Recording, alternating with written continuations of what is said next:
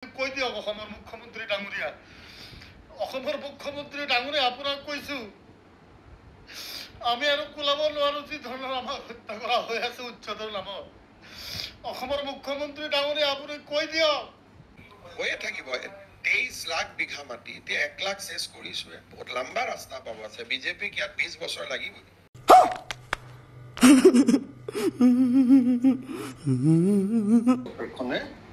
অসমৰ জনগণৰ ওপৰত এনেকুৱা ধৰণে ৰাষ্ট্ৰ সন্ত্ৰাস নমাই আনিছে, কোনো মানুহ শান্তিত থাকিব নোৱাৰা পৰিস্থিতি হৈছে। গোৱালপাৰাৰ পাইকান নামৰ অঞ্চলটো দুখন ৰাজহ গাঁও, আচুডুবি আৰু এখন ৰাজহ গাঁও, এই দুখন ৰাজহ গাঁৱত উচ্ছেদ কৰিছিলে আৰু বহু পৰিয়াল উচ্ছেদ কৰি তেওঁলোকে ঘৰ দুৱাৰ ভাঙি শেষ কৰি দিছিলে। এতিয়া সেই উচ্ছেদিত এলেকাত তেওঁলোকে কিবা বনাবৰ কাৰণে আজি ৰাস্তাৰ কিবা এটা কাম কৰিব খুজিছিলে আৰু মই জনামতে তাত ৰাইজে বাধা প্ৰদান কৰিছিলে। ৰাইজে বাধা প্ৰদান কৰোঁতে আজি ৰাতিপুৱাই ৰাইজক ওপৰত পুলিচে গুলীচালনা কৰিছে আৰু গুলীচালনাত এজনৰ মৃত্যু ঘটিছে আৰু কেইবাজনো আহত হৈছে আৰু সেই ঘটনাত কেইবাজনো আৰক্ষীও আহত হোৱা বুলি আমি জানিব পাৰিছো। প্ৰথমতে ৰাইজৰ দলৰ তৰফৰ পৰা মৃতকৰ যি গুলী খাই মৃত্যু হ'ল সেই পৰিয়ালটোৰ প্ৰতি সমবেদনা জ্ঞাপন কৰিছো। এই ঘটনা দুৰ্ভাগ্যজনক। অসম চৰকাৰক অনতি বিলম্বে এই ঘটনাৰ ওপৰত তদন্ত কৰিবৰ কাৰণে দাবী জনাইছো।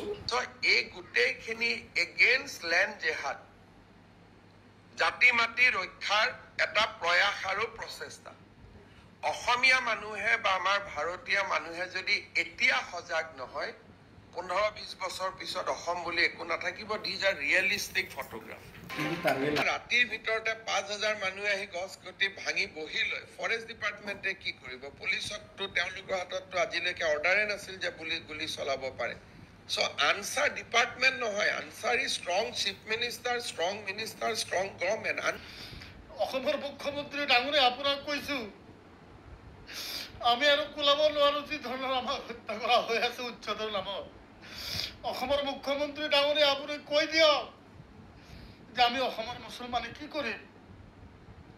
আমাৰ আৰু উপায় নাই। অসমৰ মুখ্যমন্ত্ৰী ডাঙৰীয়া আমি কোলাব পৰা নাই। উচ্ছেদৰ নামত আমাক যি ধৰণৰ হত্যা কৰা হৈ আছে আমাৰ আৰু উপায় নাই। অসমৰ মুখ্যমন্ত্ৰী ডাঙৰীয়া আপোনাৰ কি অসমৰ মুছলমানৰ প্ৰতি অকমানো দয়া নাই নেকি? অকমানো মৰম নহয় নেকি আপোনাৰ মুছলমানৰ প্ৰতি? আমি কি অন্যায় কৰিছো কৈ দিয়ক না। আমি কোনো অন্যায় কৰা নাই। অসমৰ মুখ্যমন্ত্ৰী ডাঙৰীয়া আমাৰ কি ভুল আছে কওক আপুনি, আমি ভুলটো মানি লওক। অসমৰ মুখ্যমন্ত্ৰী ডাঙৰীয়া আপুনি ৰাজহুৱাকে কৈ দিয়ক অসমৰ মুছলমান কি কৰিব লাগে। আমি সেইটোৱে কৰিম। আপুনি এনেকৈ আমাক হত্যা নকৰিব। আমি জানো আমি যিমানে প্ৰতিবাদ কৰিম আপুনি সিমানে উচ্ছেদ কৰিব, সিমানে আমাৰ মানুহক হত্যা কৰিব।